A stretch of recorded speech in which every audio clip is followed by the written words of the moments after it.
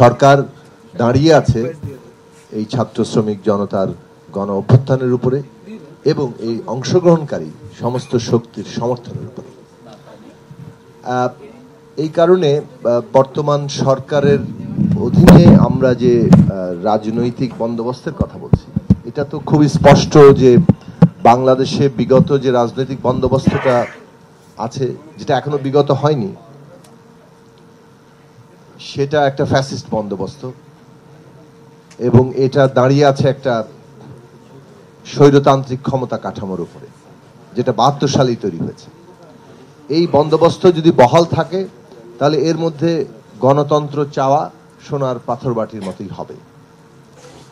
কাজে এই বন্দোবস্ত বদলাতে হবে, আমাদেরকে একটা গণতান্ত্রিক রাজনৈতিক বন্দোবস্তে যেতে হবে। সেইটা যাওয়ার প্রক্রিয়াটা কি সে নিয়ে আলাপ আলোচনা চলবে। গণতান্ত্রিক প্রক্রিয়ার মধ্য দিয়েই আমাদের একটা জাতীয় ঐক্যমত্যে পৌঁছাতে হবে। নিশ্চয়ই সব দল একমত পোষণ করেন না, সব ব্যক্তিরাও একমত পোষণ করেন না, কিন্তু কিভাবে আমরা একটা নতুন গণতান্ত্রিক বন্দোবস্তে পৌঁছাতে পারি সেইটার জন্য রাজনৈতিক প্রক্রিয়া দরকার। সেই রাজনৈতিক প্রক্রিয়া বর্তমান সরকার কিছু শুরু করার চেষ্টা করছেন। আশা করি তারা আরো ব্যাপকভাবে সেটা শুরু করতে পারবেন এবং ইতিমধ্যেই কতগুলো কমিশন গঠিত হয়েছে। সেই কমিশন রাজনৈতিক দল, শিক্ষার্থী, শ্রেণী পেশার বিভিন্ন স্টেক হোল্ডারদের সাথে আলাপ আলোচনা করবে এবং এই পলিটিক্যাল প্রসেসে সবার অংশগ্রহণের ভিত্তিতে কিভাবে আমাদের সংবিধানের বদল হবে, অর্থাৎ গণতান্ত্রিক সংবিধান হবে, কিভাবে গণতান্ত্রিক নির্বাচনী ব্যবস্থা হবে, এই বিষয়গুলো ঠিক হবে। আমি মনে করি যে আমরা মনে করি যে যেহেতু সরকারের উপরে আমাদের সমর্থন এবং আস্থা আমরা এখনো পর্যন্ত অব্যাহত আছে, কাজেই এই সরকারের দায়িত্বের মধ্যে পড়ে একটা নির্বাচন কমিশন গঠনের উদ্যোগ নেওয়া এবং সেই নির্বাচন কমিশন গঠনের জন্য তারা সকলের কাছে গ্রহণযোগ্য একটা সার্চ কমিটি করতে পারে বিভিন্ন অংশের প্রতিনিধিত্ব নিয়ে। এবং এই সার্চ কমিটির কাজ হবে যে রাজনৈতিক দল, শিক্ষার্থী এবং শ্রেণী পেশার মানুষের সাথে আলোচনা করা, তাদের প্রস্তাব গ্রহণ করা এবং তাদের কাছ থেকে গ্রহণযোগ্য ব্যক্তিদের নাম নিয়ে একটা নির্বাচন কমিশনের সম্ভাব্য তালিকা তৈরি করা, সেটা সেখান থেকে একটা নির্বাচন কমিশন, এটাকে সিলেক্টিভ বলা চলে, এটাকে ওই অর্থে, যদিও অংশীজনদের মধ্যে থেকে মতামত নেওয়া হচ্ছে, কিন্তু এটা যেহেতু নির্বাচনী প্রক্রিয়া নয়, এটা একটা সিলেকশনের জায়গাতে যাবে। এইটা আমার মনে হয় যে একটা সাময়িক ব্যাপার। বিশ্বমানের থার্মিক্স রড, সালাম স্টিল থার্মিক্স, দেশের একমাত্র থার্মিক্স রড। বাংলাদেশে এইভাবে নির্বাচন কমিশন নিয়োগের ব্যাপারটি তো স্থায়ী না। আমরা যদি একটা গণতান্ত্রিক ব্যবস্থায় উত্তরিত হই, তখন কিভাবে নির্বাচন কমিশন নিয়োগ হবে, সেটাই একটা রাজনৈতিক বন্দোবস্তের মূল প্রশ্ন। সেই প্রশ্নে আমাদের আমাদের দলের থেকে, আমাদের জোটের থেকে আমরা দীর্ঘদিন ধরে বলে আসছি যে আমরা মনে করি যে বাংলাদেশের বাস্তবতাটা বাংলাদেশের একটা বিশিষ্ট বাস্তবতা। এই বাস্তবতাটা অন্য কোনো দেশের সাথে খুব বেশি যে মিল পাওয়া যাবে তা নয়। ফলে আমরা অন্য কোনো দেশের পদ্ধতি এখানে অনুসরণ করলেই আমাদের জিনিসটা ঘটে যাবে না।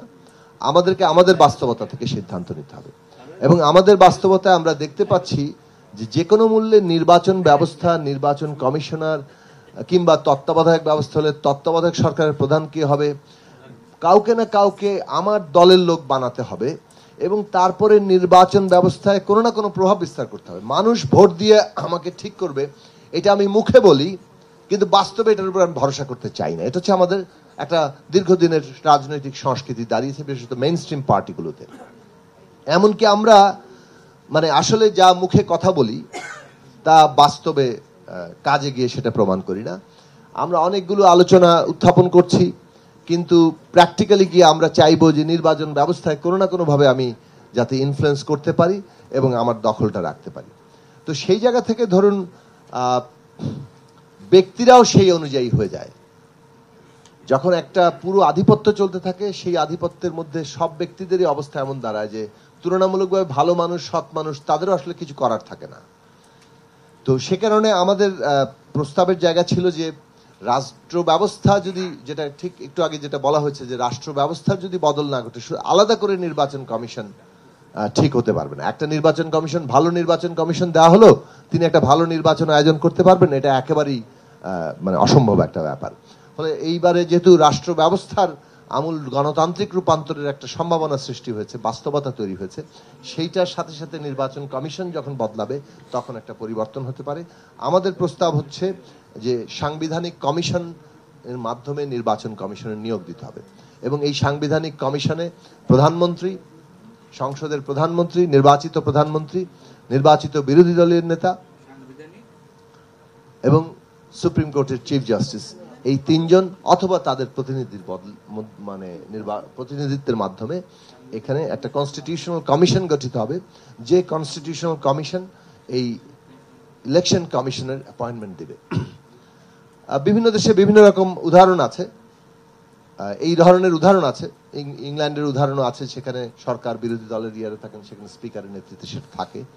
কিন্তু ভারতে সম্প্রতি সুপ্রিম কোর্ট এই আদেশ দিয়েছেন, এটা তাদের দেশে একটা আন্দোলনের মধ্যে দিয়ে এই ধরনের কাঠামো তৈরি হয়েছিল, কিন্তু সুপ্রিম কোর্টের আদেশ অমান্য করে ভারতের বিজেপি সরকার সেখানে তিনজন প্রতিনিধি, সরকার, বিরোধী দল এবং চিফ জাস্টিসকে বাদ দিয়ে সেখানে সরকারি দলের দুজন প্রতিনিধি বিধান করে তারা আইন পাশ করেছেন। এখন এই ধরনের কাজ, এই যে স্বৈরাচারী কাজকর্ম তো বিভিন্ন দেশেই আছে, বাংলাদেশেও সেটার যে মানে হয়েছে, আমাদের অভিজ্ঞতা তাই। ভবিষ্যতে যে হবে না এটা আমরা হয়তো গ্যারান্টি করতে পারি না, কিন্তু আমাদের এমন একটা জায়গায় যাওয়া দরকার যেখানে আমরা হয়তো এই বন্দোবস্তটা প্রতিষ্ঠা করতে পারবো যে ভবিষ্যতে রাজনৈতিক দলের ক্ষেত্রে ক্ষমতাসীন এবং বিরোধী দল উভয় দল মিলেই যাতে নির্বাচন কমিশন অ্যাপয়েন্ট করেন, যাতে অ্যাপয়েন্টেড ব্যক্তিরা, নিয়োগপ্রাপ্ত ব্যক্তিরা কোনো একটা বিশেষ দলের প্রতি তাদের অনুগত থাকতে না হয়, এবং যখন তারা উভয় দল কর্তৃক নির্বাচিত অথবা অ্যাপয়েন্টেড হবেন তখন তাদের পক্ষে অনেক বেশি স্বাধীনভাবে নিজেদের কাজ করা সম্ভব হবে। আর নির্বাচন ব্যবস্থার মধ্যে আরেকটা গুরুত্বপূর্ণ বিষয়, আমরা এটা অনেকদিন দাবি করেছি যে পুরো ইলেকশন কমিশন একটা ইন্ডিপেন্ডেন্ট বডি হওয়া উচিত। এই যে আমলাতন্ত্র থেকে এনে সেখানে নির্বাচনের সচিব নির্ধারণ করা হয়, ওইটা আরেকটা বড় জায়গা যেটার মধ্যে দিয়ে কন্ট্রোলটা হয়। ফলে ওই নির্বাচন কমিশনের সচিবালয়টাই সম্পূর্ণ আলাদা নিয়োগ প্রক্রিয়া, আলাদা ব্যক্তিবর্গ দ্বারা হওয়া দরকার সারা দেশে। সেটা আরেকটা বিষয় হচ্ছে যে নির্বাচনের প্রক্রিয়াটা কিভাবে হবে, পেশি শক্তি, অর্থ, নানা ধরনের যে নির্বাচনী প্রচারণার ক্ষেত্রে মানে এমনকি সাম্প্রদায়িকতার ব্যবহার চলে, সেই সব বিষয়গুলো একটা গুরুত্বপূর্ণ বিষয় নির্বাচনকে সত্যিকার অর্থে জনগণের ভোটের উপর নির্ভরশীল একটা ব্যবস্থা হিসাবে দাঁড় করাতে হলে। তো সেই জায়গা থেকে আমার মনে হয় যে এই আলোচনাগুলো গুরুত্বপূর্ণ অংশ একটা নির্বাচন ব্যবস্থা ঠিক করার জন্য। কেবলমাত্র সিইসি কিংবা 5 জন কমিশনার একটা ভালো নির্বাচন করে দিতে পারবেন, এটা বাংলাদেশে কখনোই দেখা যায়নি। ধন্যবাদ সবাইকে।